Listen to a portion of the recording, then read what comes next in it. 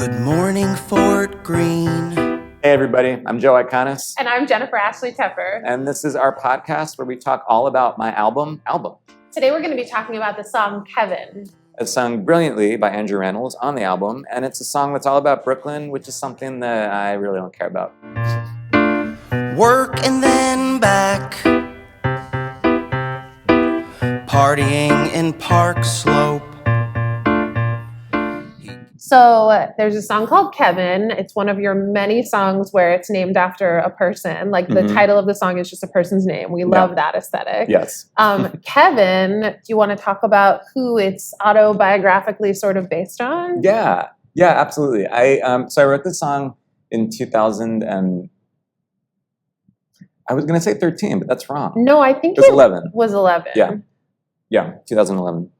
2010 and 2011 have a lot of play on this album. There's a lot of songs written in those years. I was very prolific. You were. Yeah. I wrote the song in 2011, and it was I wrote it for a concert the concert was like songs about Brooklyn. Oh yeah. That was the where it was premiered. We're really learning how powerful a deadline is. Like we already knew that, but in every situation, it's like I needed this song for this Brooklyn concert. Yeah, it's for real. And I've never lived in Brooklyn, and I actually don't have a lot of I don't have a lot of feelings about Brooklyn one way or another.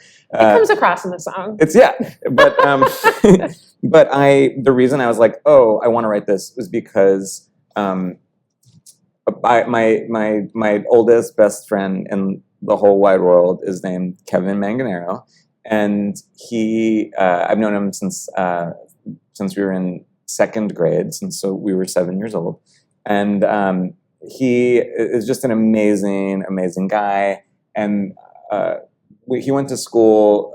He went to NYU. I went to NYU as well. You went to NYU as well, and he was living in New York City. And he was kind of unsure about what he wanted to do, and he was like selling tickets for Broadway shows, and was just kind of generally like displeased with his life. And he was always like the sunniest, happiest guy. He's just like a true, like ray infectious, a ray of sunshine. Yeah. And at the time, he was living in Brooklyn and just so over New York City. He was just completely over it. And I saw how his kind of, frustration, his personal frustration turned into this, real sort of aggression and this sort of aggressive apathy where it felt like he just didn't care about anything. Like everything was the same. And it was a condition, this sort of confrontational apathy that I see in people, or I had been seeing in lots of people. We've seen it through a lot of people through the pandemic. It's a very pandemic mood. It really is. That Kevin is having. Yeah. And so I was inspired by that to write this song. And so when I do the song in concert, a lot of times I'll dedicate it to Kevin, and I'll say that he can't be here tonight. And it's always, sort of implying that he's in prison, but in fact, he's not in prison. The real Kevin did not do what the Kevin in the song does. And the real Kevin was like, I'm frustrated in my life. And so I'm going to go to law school and become a lawyer. And he did. And now he lives in Boston and is moving back to New York, because now that he's been away from New York, being a lawyer in Boston for many years, he's like, I miss it. I want to go back. And so very different than the song. Very different from the song. Yeah. And so that the real Kevin has a much happier end. And I'm sure that one day he's going to get in serious trouble because I wrote the song based on him, and I say his name all the time, and he's a lawyer. I've thought about that before, because it is such a what if? Obviously, it's not real, but in our world of what did this person do? I know. Sorry, Kevin Manganero. No, I know. Sorry. I mean, the damage is done. Yeah. It's like there's no taking it back now. So. Yeah. But the song, the song itself is one that so many people talk to me about, and I'm so happy that there's finally a proper recording of it. And it's a song that also during this 2010, 2011 period, I was obviously very sort of frustrated and angry myself. And I think that has certainly comes through in a lot of these songs. You know, a lot of these songs are really balancing the like wistfulness and comedy with like intense anger. Yeah. And Kevin is sort of like at the top of that. Yeah. It's just such an incredible song as like a vehicle for an actor.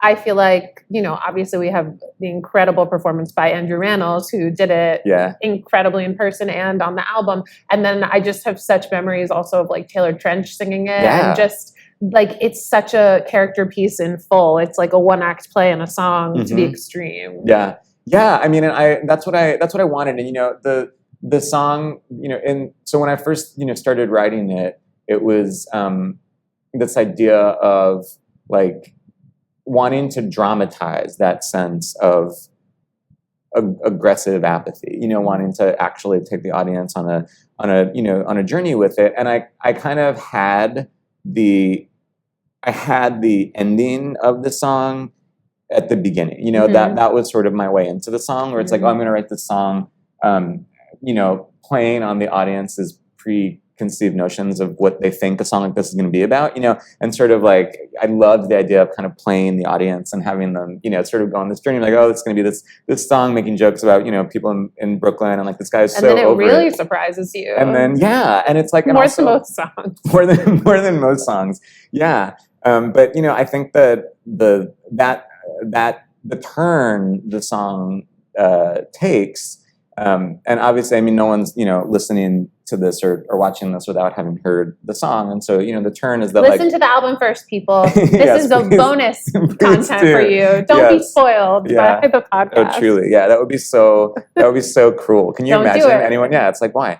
But so, you know, in the song Kevin, it's this guy and he's really over it. He's sick of Brooklyn, and there's, you know, jokes about Fort Greene, and then he says some increasingly off-color, potentially offensive things, and so we're sort of in the like, oh, this guy is really bad, but he's like kind of funny, and you know and he's so over it, and that's so funny. And then in the third act of the song, he's walking in the street and he sees a woman and he kills her and he dumps her body behind a club that's owned by Beck. Spoiler and alert. He's still, and then he's still just sort of like, he doesn't feel anything, and it's nothing has changed. And it's you know, it's intended to be a shocking moment in the song, and intended, you know, to show the sort of like the real consequences of this way of thinking, you know, like the real danger of this kind of like, oh, I'm so, you know, I'm done with this, I'm with, you know, this borough or this rehearsal or this whatever, you know, and there's a lot of like, I always sort of talk about, you know, the like eye rollers, you know, I always talk about like hating eye rollers and like with just the, you know, these people who just can't be bothered with anything, and they're just, you know, sort of done with it. And I feel like you know, Kevin is like my most sort of like, you know, the eye rollers are not only energy suckers, but they're dangerous, you know, like they're actually, it can turn into something worse. It can turn into something worse, you know, for sure.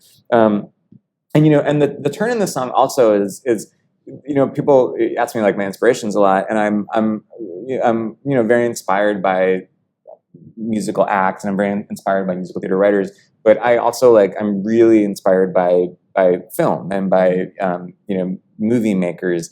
And Kevin is a song that is like 100% when I hear it, you know, I think it's just ripped off from Alfred Hitchcock. It's like a straight up Alfred Hitchcock, like you think that this thing is about one thing, and then it's actually about something else. And it's something that, you know, Alfred Hitchcock most famously did in Psycho, but sort of, you know, did all throughout his career. And I just love it. I love, you know, sort of playing an audience in that way and playing with what they think this thing is that they're getting. And I've tried to do that in my musicals, but there's something about a song, you know, a short story set to music that is so, it feels like you can really, you know, take a big swing with stuff like that.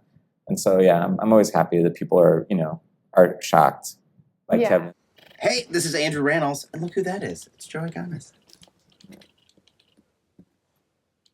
It also, kids listening at home, like on your favorite streaming service, you could definitely take songs from this album and create like a Halloween playlist. Like there's so much horror, and obviously we love doing a Halloween concert. Yeah. Like, there's so much horror in so many different songs. You could probably also create a lot of you could create a playlist of songs that were written for musicals that never happened. Like there's a lot of create your own playlist from this album, but specifically I feel like with Norman and with Run Away From You, like there's a really great horror playlist starting with Kevin to be made. Yeah, that's a good idea. Yeah. Somebody should do that. Am I wrong about this? So did Jason Williams sing the song for the first time? He premiered it. Yeah, he was the first one. He originated it. Yep. And I could be wrong, but I feel like that version has never made it onto the internet because I don't know if it was it was in someone else's concert, so we didn't have a video, but I thought it was maybe is this too much for the internet? I really don't know. I don't remember. I mean, I don't know. Maybe it was just never filmed. I remember it was at Galapagos. Yeah, in Galapagos Brooklyn. Art Space. Yep.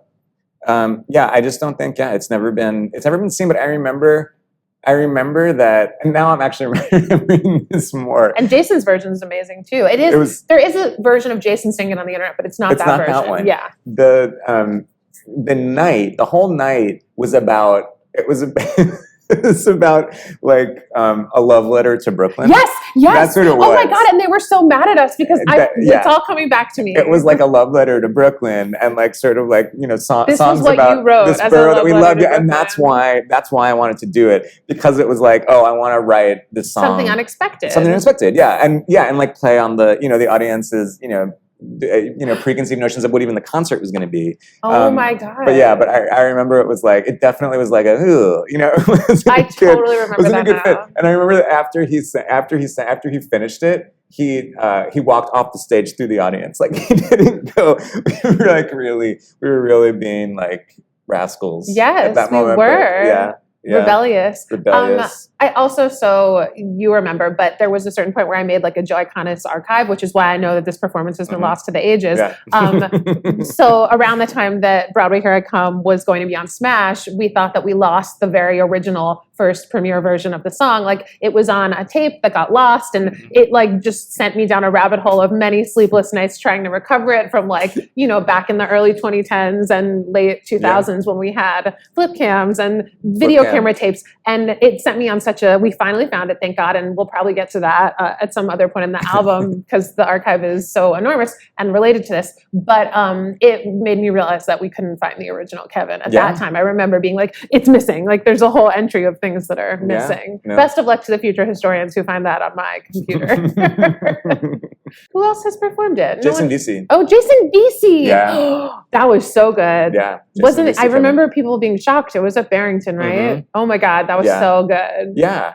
I mean, something that's certainly true is I love writing for actors, and obviously specific actors, and there's plenty of songs on this album that I wrote specifically for the person who's singing it. But anytime I write anything, I want to be able to give a great actor something to do. There's nothing that annoys me more than when I see a show or a concert or whatever, and I see a really awesome performer, and I feel the people who made that thing for them are not taking advantage of all that performer has to offer. It's when you just see someone kind of singing something, or it's oh, they're not singing in the place in their voice that is the most exciting, or there's nothing here in this lyric for them to play. It drives me crazy. And so I always want to give good material to good actors. I remember Jason Vesey being very excited that he had Kevin. Yeah.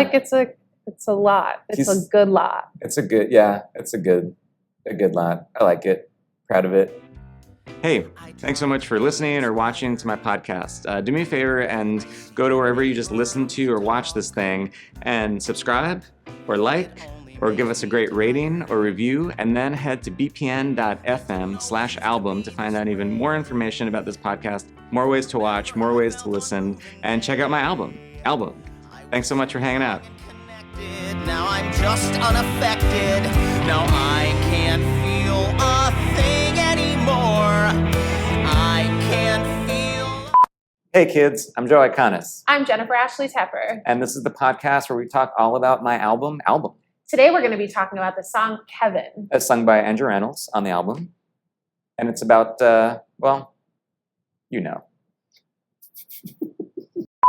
Take a second and think about what exactly is the sentence you want to say. I'm into it. I'm into the one and done. Yeah, we'll do it again.